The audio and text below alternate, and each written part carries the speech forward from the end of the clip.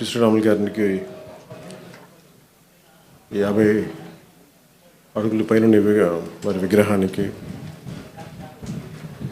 ఈరోజు జనసేన నాయకులందరం వచ్చి వారికి నివాళులు అర్పించాలని చాలా నెలల నుంచి అనుకుంటా ఉన్నాం.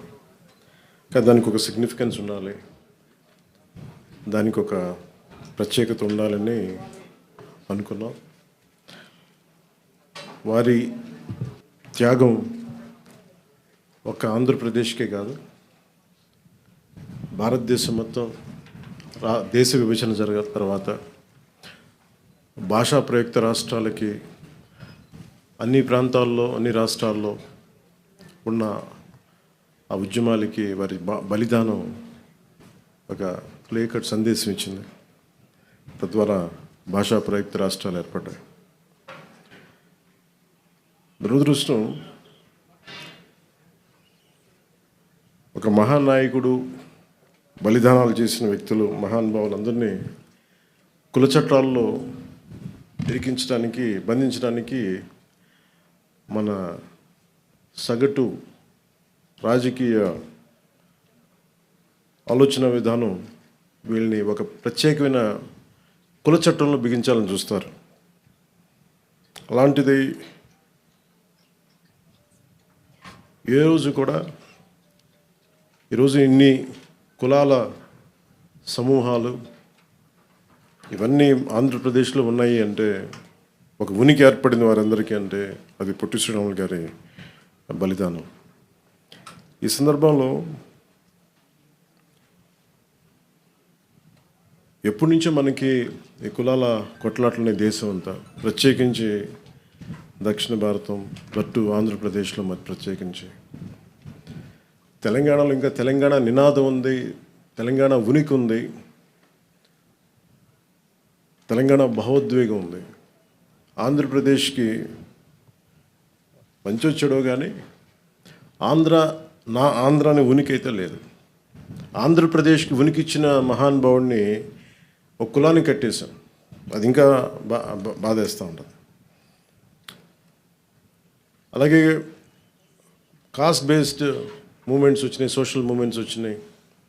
రామ్ మనోహర్ లోహియా గారు లాంటి కాస్ట్ ఇన్ ఇండియా ఎలా ఉండాలి, ఏం చేయాలి, భవిష్యత్తు ఎలా నిర్మాణం జరగాలి, రాజకీయ నిర్మాణాలు ఎలా జరగాలి, అంబేద్కర్ గారు కోరుకున్న అనలైజేషన్ ఆఫ్ కాస్ట్, కుల నిర్మూలన, ఇవన్నీ జరుగుతాయో లేదో నిజంగా తెలియదు. కానీ వీఆర్ ఆల్ ఇంటర్డిపెండెంట్, ఒకళ్ళ మీద ఒకళ్ళు ఆధారపడ్డాం. మరీ 98 దశకం నుంచి 2004 వరకు కుల దూషణలు ఎక్కువైపోయినాయి పాలిటిక్స్లో. ఏ స్థాయికి ఎక్కువైపోయినాయి అంటే, దాని పీక్ వైసీపీ వచ్చిన తర్వాత ఇంకా జర్నలిస్ట్లో కూడా కులాలతో తిట్టడం ప్రారంభించేశారు. ఇంకా అది పరాకాష్ట. ఈ స్థాయికి మనందరం దిగజారిపోతే, అంటే ఒక నాయకుడు తప్పు చేస్తే, లేదంటే అంటే ఏ స్థాయికి వెళ్ళిపోయినాయి అంటే ఇవన్నీ లేట్ 98 నుంచి కానీ 2004-05 తర్వాత ఇంకా కుల దూషణలో ఏ స్థాయికి వెళ్ళిపోయినాయి అంటే, ఒక సెన్సిటివ్ ఇష్యూస్లో తోసారు. ఇష్యూస్ని డైవర్ట్ చేయడానికి, ఒక తప్పు జరిగింది ఎవరైనా లేవనెత్తితే ఆ వ్యక్తిని కుల దూషణలతో తిట్టడం, ఏదైనా మాట్లాడితే సెన్సిటివ్గా అయిపోవటం, వీటన్నిటికీ ఎక్కడ మేము చర్మాంకం పలకాలనుకున్నాం. ఇది జనసేన మూల సిద్ధాంతంలో ఒకటి కులాల ఐక్యత. అంబేద్కర్ గారు చెప్పినట్టు కుల నిర్మూలన జరుగుద్దో లేదో మాకు తెలియదు, కానీ కులాల ఐక్యత, కులాల ఇంటర్డిపెండెన్సీ, పరస్పర సహకారం చాలా చాలా అవసరం. ఇదే ఈ ఒరవడి కనుక కొనసాగితే అడ్మినిస్ట్రేషన్ కూడా చాలా కష్టం అయిపోతుంది. ఒక వ్యక్తి తప్పు చేస్తే ఆ వ్యక్తిని నిందించాలి కానీ ఎంటైర్ కులాన్ని నిందించే పరిస్థితులు. అసలు వైసీపీ ఏ స్థాయిలో ఉంది అంటే, గతంలో చూస్తే ఒక ఎమ్మెల్సీ హత్య చేసి ఒక దళిత కులానికి చెందిన యువకుడిని హత్య చేస్తే, అది ఏ గొడవలైనా ఎన్ని పక్కన పెడితే, శవాన్ని ట్యాక్సీలో పెట్టి ప్యాక్ చేస్తే వాళ్ళని వీళ్ళు వెనకేసుకొస్తారు. అక్కడ మళ్ళీ ఒక దళిత సంఘాలు కూడా మాట్లాడడం, మళ్ళీ అలాగే డాక్టర్ సుధాకర్ గారిని కరోనా టైంలో చంపేస్తే, ఆయన్ని మానసికంగా హింసించి చంపేస్తే మళ్ళీ అక్కడ ఏ సంఘాలు మాట్లాడవు. అసలు ప్రతిదానికి కూర్చోబెట్టి సంఘాలు పెట్టుకొని సంఘాల నాయకులు బాగుపడుతున్నారేమో లేదో మాకు తెలియదు, కానీ ఆ కులాల ప్రజలు మటుకు చాలా ఇబ్బందులు పడతారు, చాలా బాధపడతారు, అభివృద్ధికి అయితే నోచుకోవట్లేదు. ఇంకెక్కడో ఈ మధ్యన మరీ బరి తెగించి వీళ్ళకి అధికారం పోగానే ఇంకా ఇష్టారాజ్యంగా తిట్టడం, కుల దోషణలు, కులాల పేరు మీద మాట్లాడటం, ఇవన్నీ ఎక్కడో చరమాంకం పలకాలనిపించింది. మేమందరం కూర్చున్నాం. ఇక్కడున్న దాదాపు కీలకమైన 54 మంది మా ఎమ్మెల్యేస్ ఉన్నారు, ఎంపీస్ ఉన్నారు. మేమందరం అన్ని విభిన్నమైన కులాల నుంచి, కానీ మేమందరం భారతదేశానికి, ఆంధ్ర రాష్ట్రానికి, తెలుగు జాతి ఉనికికి, భారతదేశ సమగ్రతకి మేమందరం ప్రతిబింబం. ఇక్కడున్న ఒక్కొక్క గెలిచిన ఎమ్మెల్యేలు కావచ్చు, పదవులు ఇచ్చిన వాళ్ళు కావచ్చు, మిగతా కులాలు ఒక్క కులం మీద బేస్ అవుతారు పాలిటిక్స్. సౌత్లో మా వంశీకృష్ణ యాదవ్ గారు గెలిచిన, అది అన్ని కులాల సహకారం ఉంటే నేను ఎమ్మెల్యే అవుతారు. నాయకర్ గారు కావచ్చు, బోలిశెట్టి శ్రీను గారు కావచ్చు, ఇలా ప్రతి ఒక్కళ్ళు పేరు పేరున చెప్పుకోండి.